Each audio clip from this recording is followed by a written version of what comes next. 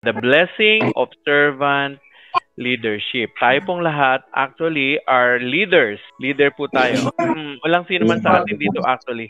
If we are going to define leadership, ang simple definition ng leadership ay influence.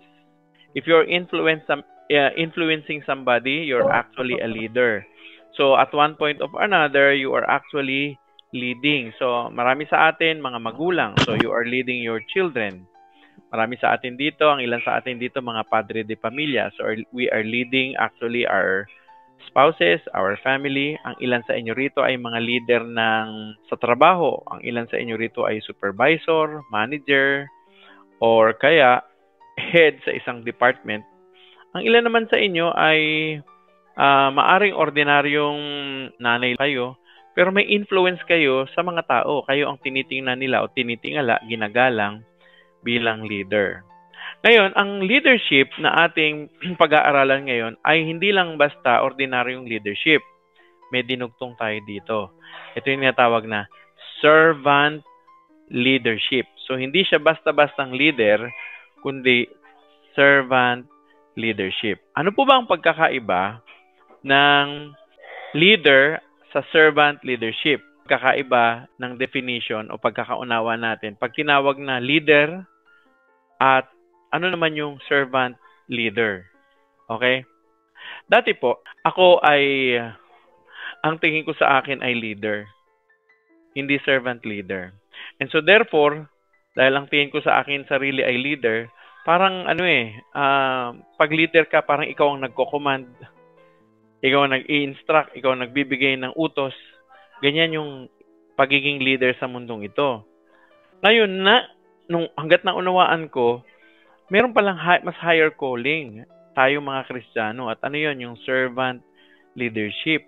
Ano ang nagiging attitude natin kapag yung salitang leadership o leader ay dinadagdagan na ng salitang servant? Ay naiiba. Nababago yung ating attitude, nababago yung ating character. Nasubukan ko rin yan sa mga kabataan. Nag-appoint ka ng isang tao, ikaw ang leader dyan ha.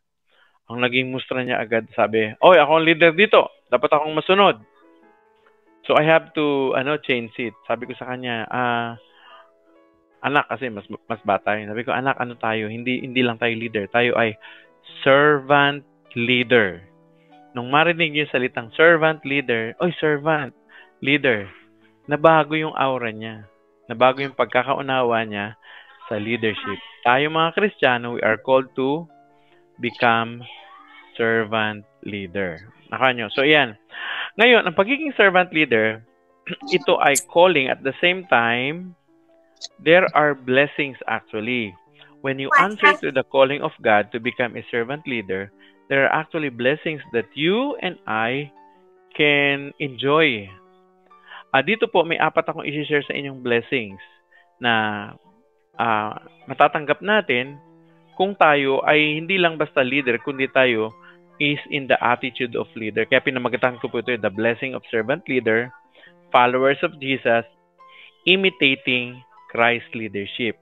Bakit? Bakit ko sinabi itong imitating Christ leadership? Kasi ang servant leadership is actually emulating or following the examples of Jesus. Yun ang gusto natin. Si Jesus Christ, who is the Son of God, the King of Kings and the Lord of Lords, He humbled Himself to become a servant leader. At dahil doon, siya ang Lord natin, siya ang ini-imitate. Siya yung model natin sa pagiging leader. I know all of you here, at one point or another, you are handling a small group. So, kayo ay leader na. Pero gusto kong idagdag natin sa ating mga puso at isip na hindi lang tayo basta leader. Tayo ay servant leader. We are imitating Christ leadership. Now, what are the blessings when we embrace being a servant leader? Number 1, there are a lot of blessings actually. Pero ito, clarify lang natin, Yung servant leadership actually is a leadership or philosophy where the leader's primary goal, ang goal daw natin, is actually to serve rather than exercising our power or authority over them. Sa mundong ito, lalo na sa gobyerno, kapag leader ka, may authority ako. May power ako over the people whom we are serving. Nakafocus ang servant leadership hindi sa ganon. Nakafocus tayo hindi sa power kundi sa paglilingkod. Serving. Nakuha nyo, nakafocus tayo doon sa ano bang need ng tao na kung saan pwede nating ma-meet at mailid sila para sila ay mag-grow, para sila ay magkaroon ng tulong so that they will be able to reach their full potential as human and Christian. Meaning to say tayo, ang priority natin, humility, pagpapakumbaba, selflessness, hindi tayo nakasentro sa sarili, kundi doon sa mga taong ating gustong maabot. So, ano-ano nga yung blessing? Number 1, ito yung number 1, the blessing of a godly legacy. When you serve the Lord, actually, we are serving the Lord by serving other people. And you know what? Sa totoo, hindi naman tayo marunong magsilbi kasi tayo mga tao, pinanganak tayong medyo makasalanan at selfish. Sabi nga nila, yung baby nga daw, hindi mo kailangan turuan maging selfish kasi pag pinanganak pa lang, yung kamay niya nakakuyom ng ganon. Nakuha niyo? Now, when we serve actually other people, we serve them with ourselves. Pag naging servant ka, naglingkod ka, ang binibigay mo, pati sarili mo. Siyempre, paglilingkod mo, yung service mo, pero hindi lang yan. Pati yung paglilingkod natin. At alam nyo, kay Jesus Christ, merong mataas na pagtingin ang mga servant leader. At itong sabi niya sa Matthew 23 verse 11, sabi ni Jesus, "The greatest among you shall be your servant." Ano daw ang sabi ni Jesus? Kung meron daw tayong ituturing na pinakamahusay, pinakamagaling sa atin, o pinakamataas, greatest nga sabi ni Jesus. Sino daw yon? Yun yung taong naglilingkod. So, sa pananaw ng Panginoon, ang servant leadership has what? Has a highest honor as far as Jesus is concerned. So, mahalaga sa Kanya. May mataas na pagtingin doon sa mga taong naglilingkod. Sa mundong ito, pag tinawag kang servant, parang ang tingin sa'yo iba no? Hindi mababa ka. Pero iba sa Panginoon. Alam niyo po ba kung saan ang gagaling ang text na ito? Yung background niya. Yung background niyan, actually, yung mga disciples, nagtatalo-talo sila kung sino ang magaling sa kanila. Kung sinong uupo sa kanan at sa kaliwa ni Jesus. Sabi ni Jesus, pinagtatalunan niyo. Sabi niya, alam niyo kung anong gusto kung sino ang pinaka dakila? Yung taong naglilingkod. And you know what? When you start serving the Lord, when you serve Him, there are actually people who are being inspired.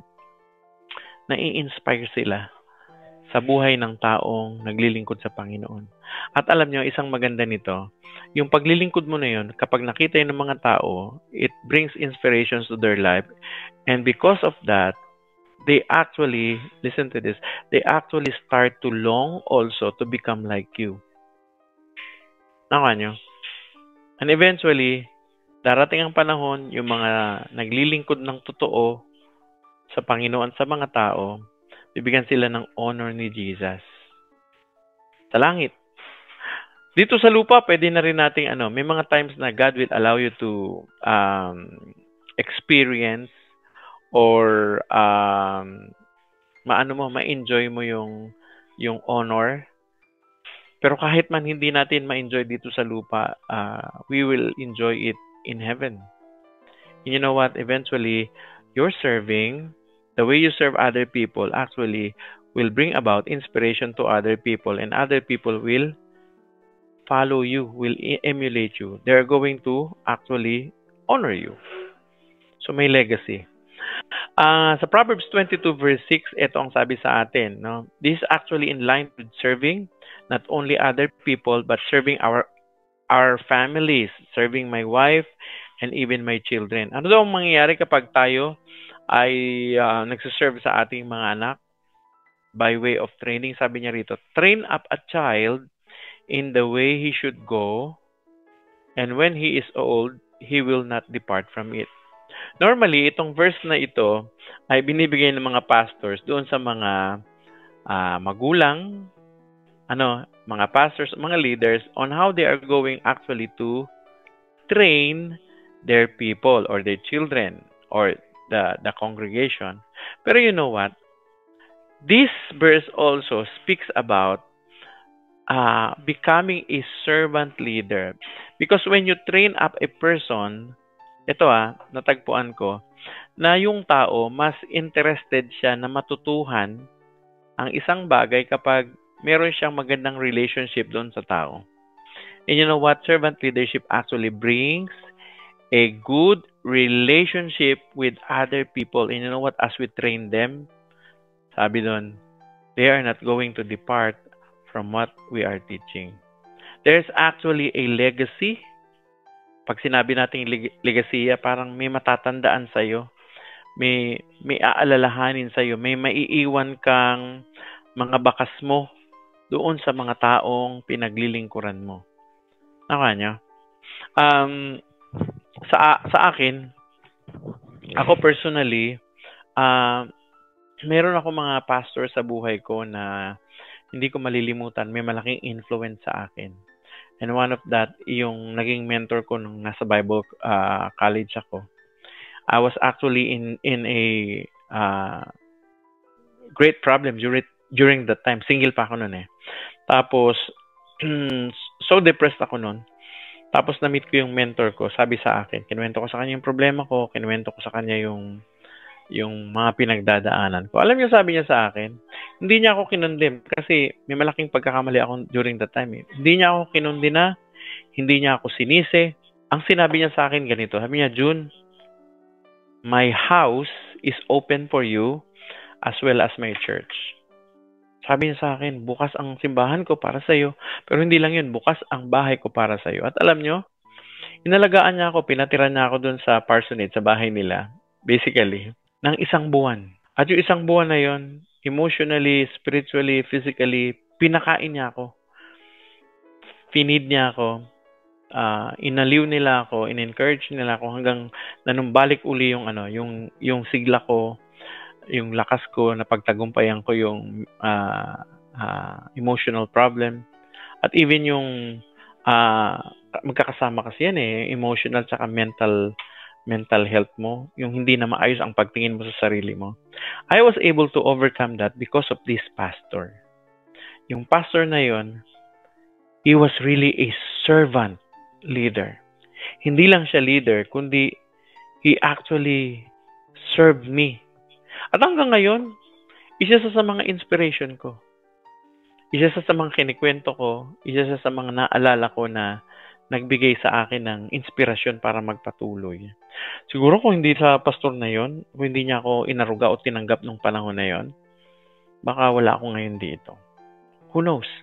Kasi isa yun talaga sa turning point ko na nagdesisyon ako to really stay in faith and to decide to recover spiritually. So, servant leadership actually, anong sabi dyan? Gives us a legacy, a godly legacy. And that is a blessing. Nakuha niya, that is a blessing, that godly legacy. So, number 1, the blessing of godly legacy. Meron kang maiiwanan na maaalala ng mga tao at the same time magiging inspirasyon nila. At alam niyo, ang inspirasyon na yan, nadadala yan sa pamilya, sa mga anak, at eventually mga anak natin, kapag na-inspire sila sa atin, ikikwento yan sa mga apo natin at maging sa kaapo-apuhan natin, yung great-grandchildren. Basta meron tayong magandang ehemplo na iniwan sa kanila, servant leader. So number 1, godly legacy. And because of that, people will say, I want to be like him. O I want to be like that person. Gusto ko maging katulad ako ng tatay ko. Gusto ko maging katulad ako ng lolo ko. O gusto ko maging katulad ako ng leader ko. Nakanya, ng small group leader ko. So, servant leadership brings about godly legacy. Yun ang una. Pangalawa, bago tayo pumunta sa pangalawa, meron akong nakita rito quotation. Sabi rito, servant leadership multiplies through lives touched by humility and love. Yung leadership daw natin, yung servant leadership natin, mas nagmumultiply siya kapag may mga tao siyang personally na-touch ng buhay natin. Dahil nakita nila yung pagpapakumbaba at totoong pag-ibig sa ating mga buhay. Ayun. Okay, pangalawang blessing. The blessing of God's favor. There is a blessing when you become a servant leader. And what is that? God's favor. James 4:10, sabi rito, humble yourselves before the Lord and He will exalt you. Nakuha nyo? Isa ito sa mga verse na nilagay ko kasi one of the attitudes of the servant leader actually is the attitude of humility. And you know what? Sabi sa Bible, those who are humble actually, God exalts. Alam mo, yung anong yan, yung verse na may kasama yun, yung nauna dyan. Sabi doon, God is opposed to the proud, but He gives grace to the humble. Kaya sabi niya, humble yourselves before the Lord so that He will exalt you. Nakakatuwa yung irony ng blessing ni God. Kasi if you want to go up, the only way to go up is when you go down. By serving others, God exalts you. And so therefore, you know what? Can I tell you something? God's favor actually are with those person who decided in themselves to serve God. To be a servant, a real servant. God honors people who have a servant heart. Alam niyo kung bakit? Bakit ino-honor o binibigyan ni God ng favor yung mga servant heart? Kasi nga, yung humility actually is one of the very attractive characters for God. Na-attract si God sa mga mapagpakumbaba. Pangalawa, yung pagpapakumbaba kasi, ini-emulate o sinusundan natin yung example ni Jesus. Nakawa nyo? At pag sinusundan natin yung example ni Jesus, parang sinasabi natin, uy, kamukha ako ni Jesus. Eh di ba tayong mga magulang, natutuwa tayo pag yung anak natin sinabihan na, uy, yung anak mo, kamukha mo. Nakawa nyo? Na nagbibigay sa atin ng joy yun. Yung bunso kong anak, kamukha ko daw. Marami na akong naringgan na ganyan. Pagpapakilala ko yung panganay, of course, pareho kong mahal yung mga anak ko, yung panganay at yung bunso. Yung panganay ko is more of, ang balat niya, ang color niya, ang ganda niya, ay galing sa mother niya. Yung ano ko naman, yung bunso ko, yung balat niya, yung kamay, yung feature niya, sabi ng mga tao, ano to kamukha mo. Of course, natutuwa ako doon, kamukha ko yung anak ko. I would like to imagine that as whenever people say, uy, alam mo, kitang-kita sa iyo ang pagiging servant leader mo. And whenever we hear that, whenever people say that to us, I would like to imagine that God is listening. Nakanya? And He is happy to say, you know what? Kamukha ko yan Kamukha ko yung anak kong yan. Mapagpakumbaba. He is really a servant leader. Proverbs 11:25. Whoever brings blessing will be enriched, and the one who waters will himself be watered. Alam nyo, ang ganda ng translation nito sa Tagalog. Sa Tagalog, ang pagkakasabi, yun daw nagbibless o nagpapala sa isang tao. Lalo yung mayaman, yung mapagbigay daw. Kapag mapagbigay ka, lalo ka daw payayamanin o pauunlarin ng Panginoon. At yung mga tao daw na nire-refresh yung iba, kasi sabi rito, who waters meaning nire-refresh mo yung iba, ikaw din daw mare-refresh. And you know what? That is the blessing of God. That is actually God's favor. Whenever He sees something, kaya yung mga mapagbigay, hindi talaga mauubusan Bakit? Kasi sinabi na yun ng Panginoon. In fact, nakasulat nga sa Bible kapag may meron ka daw pinapautang na mahirap, na hindi makabayad, sabi ang Diyos daw magbabayad yan sa'yo. You know what? The attitude of a servant leader is actually the person who refreshes somebody's soul, who helps somebody's soul, tapos hindi lang yan, tumutulong siya para yung taong yun ay mapagyaman niya din yung kanyang, first and foremost, relasyon niya sa Diyos, at saka, ibin yung kanyang pagkatao, mapayabong niya. At alam nyo, bilang servant leader, yun dapat ang attitude natin. Kapag nagli-lead tayo, halimbawa sa Bible study natin, o sa mga tao, kahit sa simbahan, alam ko ang ilan sa inyo, mga nagsaserve sa simbahan. Ang attitude natin is the attitude of how we are going to help people. Hindi tayo nananamantala o nagsasamantala sa mga taong ibinigay sa atin ng Panginoon. And you know what? Because of that, God's favor is upon you. Yes, God's favor is upon you. Ito, kamakailan lang, nung Sunday, narinig ko tong message na ito. Totoo ito. One of our young people here actually was the one who shared the gospel or the preaching last Sunday. And he said, kinikwento niya yung father niya. Yung father niya actually is my best friend. He's a pastor. Pastor Mike Gallio. Itong pastor na ito, grabe, isa ito sa mga very generous person who I know. Kasi, pag may lalapit sa kanya at nangangailangan at may pera siya, hindi mangingimi yun. Bubunot yun sa kanyang bulsa ng pera at tutulong. Ganun talagang attitude niya. Tapos, pag-pray niya, he is a very loving person. At ang laging nasa isip niya, paano makakatulong sa ibang tao. To the point, minsan nga na may kwento yun na na yung pagkain ng kakainin na lang nila, parang binigay niya o hinati niya pa para i-share sa mga nangangailangan. And you know what? Hindi sila kailanman nawalan o nasiro. Hindi kailanman sila naging kapos. In fact, sa ngayon, yung asawa niya may chronic kidney disease at naka-schedule for transplant. And they were praying actually for a big amount of money. And you know what? God, actually, kinikwento nung anak, God has already met their needs. I'm not surprised. Alam niyo kung bakit? Because God's favor is with him. That is a servant leader. He really serves people. Walang selfishness sa sarili. Talagang ibibigay niya whatever it is na meron siya para makatulong sa mga tao. So one of the blessing actually is God's favor. Number 3 blessing is actually the blessing of spiritual growth. Ano ibig sabihin nito? Whenever you decided to serve God, serving God will actually lead you or put you in a position where you are going to grow. You know what? We grow by faith.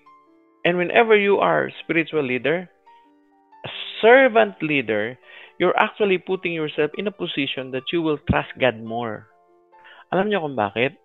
Kasi makikita niyo, when you serve God in the ministry, maraming needs. At hindi tayo sapat. I mean, kulang tayo sa resources, minsan kulang tayo sa wisdom, kulang tayo sa mga tao. And because of that, we tend to put our trust in Jesus more. So, ang gagawin natin, hingi tayo ng tulong sa Panginoon. And that is spiritual growth. Ang equation ng spiritual growth. Tutulungan ka nito na lalong tumatag ang pananampalataya mo sa Panginoon at lalong makikilala mo siya. Luke 9:23, whoever wants to be my disciple, anong sabi ni Jesus? He must deny themselves and take up their cross daily and follow me.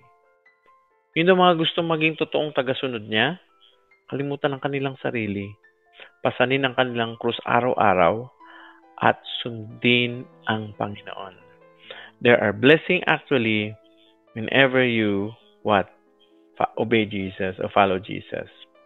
Sabi ni Jesus ito, even the Son of Man came not to be served, but to serve, and to give His life as a ransom for many.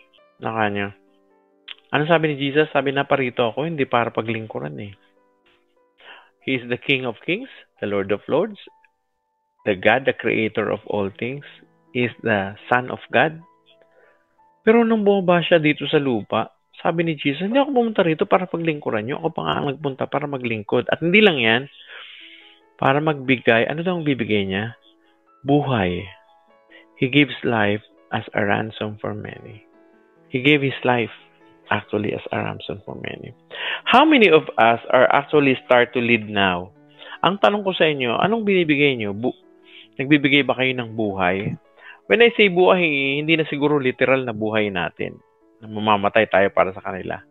Pero siguro yung buhay na dahil dumating tayo sa kanila and we serve them, we add up color and excitement to their lives.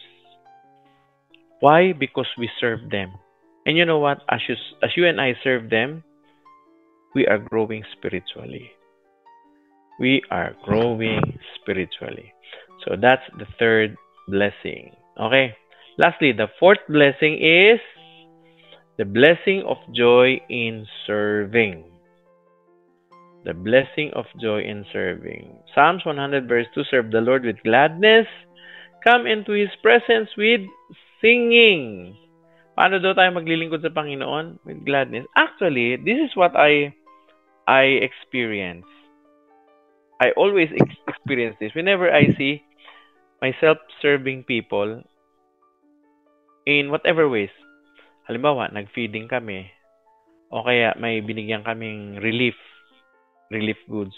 O kaya may mga lumalapit sa akin na out of the blue, ewan ko ba, naranasan nyo na ba yung ka-Facebook friend mo nga siya, pero matagal ka nang hindi kayo nag-uusap, hindi ka nagsisay ng hi sa'yo eh. Pero eventually, nag-message sa'yo, nag-hi sa'yo, tapos sabay, alam mo, sister, alam mo, brother, may sakit ako ngayon. And so therefore, God actually appoints that. And yung time naman na yun, blessed ka. So sinasabi sa'yo ni Lord, tulungan mo yan. Alam mo yun, yung ganun. Actually, when you follow the prompting of the Holy Spirit, you will feel happy. You will feel joy. There is joy actually whenever you do good. Listen to this. Kahit ito matutunan nyo ngayong gabi. May kasiyahan kapag ikaw ay nakakagawa ng mabuti. Alam niyo kung bakit? Bakit may kasiyahan? Kasi ginawa tayo, ang purpose natin actually is to do good. That's why whenever we do good, we feel happy. And whenever we do something bad, we feel so sad. Why? Because the purpose of our life is actually to do good and not to do bad things. And you know what? We experience that kind of joy whenever we serve. When you serve, you will experience joy. Kaya sabi niya, serve the Lord with gladness. Come into His presence with singing. Ano pa? Acts 20:35. Ito ang sabi nito si Paul. Sabi niya, it is more blessed to give than to receive. Parang, there is a higher joy that we can experience than the joy that comes from receiving. Of course, masaya ako pag may natatanggap, lalo na pag, halimbawa, birthday ko, di ba? Ganon din kayo. O kaya, Christmas, may pa-Christmas sa'yo, di ba? O kaya, may tulong na ibibigay sa'yo. Siyempre, masaya tayo nun. Pero sabi ni Paul, may ibang klaseng blessing daw, may ibang klaseng joy, actually, I should say, kapag tayo naman yung nakakapagbigay. Actually, double joy yun eh. Bakit? Kasi pag nagbigay ka, actually double joy. Ay, parang hindi lang yata double joy, triple joy. Sasabihin ko yung pangatlo. Bakit double joy o triple joy? Kasi, pag nagbigay ka doon sa tao na nangangailangan, that person will be happy. So, you are making people happy, right? Now, I tell you, pag binigay mo yung blessing na yun doon sa tao, magiging masaya yung tao yun. Pero hindi lang siya magiging masaya. You will also feel happy. Alam niyo kung bakit? Kasi nga, we are created to do good. So, whenever you do good, you feel good. Wow, ang saya. Ang saya talaga. Pangatlong blessing pala ito. Kasi when you do good to a person, you're actually, investing in eternity. Meron kang matatanggap actually na blessing, hindi lang dito sa lupa because of that joy, pero meron ka ring blessing sa langit. Yung sinasabi ni Jesus Christ na mag-ipon ka ng kayamanan sa langit. So how do you do that? When you give actually, and you know what, you cannot give unless you have a servant heart. And I tell you, one of the characteristics of a servant leader is generosity. That's one of the characters of God. God is the first and foremost generous person in the whole universe. Why? He gave us all actually. He gave us everything that we see, everything that we enjoy now, house, work, money, food, whatever, even health. Pero hindi lang yun. Binigay niya rin si Jesus. He even gave His Son so that you and I can be saved. Tama nyo? Wala tayong bayad doon. Wala tayong binayad. Hindi niya binigay ang mga bagay nito kasi mabait ka. Sabi nga sa Bible, pinapasikat niya ang araw sa mga masasama at mabubuti. Nakuha niyo? Ang kaligtasan, hindi rin niya binigay dahil mabait tayo. Sabi nga sa Bible, Christ died for us, yet when we were sinners. Nakuha niyo? God is a generous God. And you know what? That is a very good character of a servant leader. Generosity. Okay?